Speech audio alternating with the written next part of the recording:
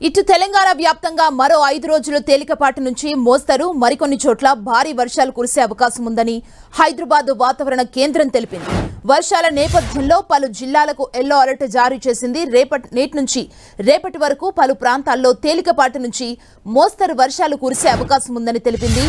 ఆదిలాబాద్, కొమ్రంభీం, ఆసిఫాబాద్, మంచిర్యాల, నిర్మల్, జగిత్యాల, రాజన్న సిరిసిల్ల, కరీంనగర్, పెద్దపల్లి, జయశంకర్ భూపాలపల్లి, ములుగు, భద్రాద్రి కొత్తగూడెం, ఖమ్మం జిల్లాల్లో భారీ వర్షం కురిసే అవకాశం ఉందని తెలిపింది. ఉరుములు, మెరుపులతో కూడిన భారీ వర్షం గంటకు 40 కిలోమీటర్ల వేగంతో గాలులు వీస్తాయని వెల్లడించింది.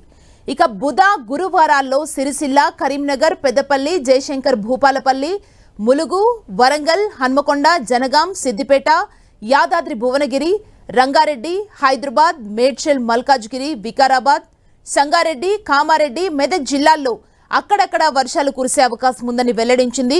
ఉరుములు, మెరుపులతో కూడిన భారీ వర్షం కురిసే అవకాశం ఉందని తెలిపింది. గురువారం నుంచి శనివారం వరకు తెలంగాణలోని పలు జిల్లాల్లో భారీ వర్షాలు కురిసే అవకాశం ఉందని హైదరాబాద్ వాతావరణ కేంద్రం వెల్లడించింది.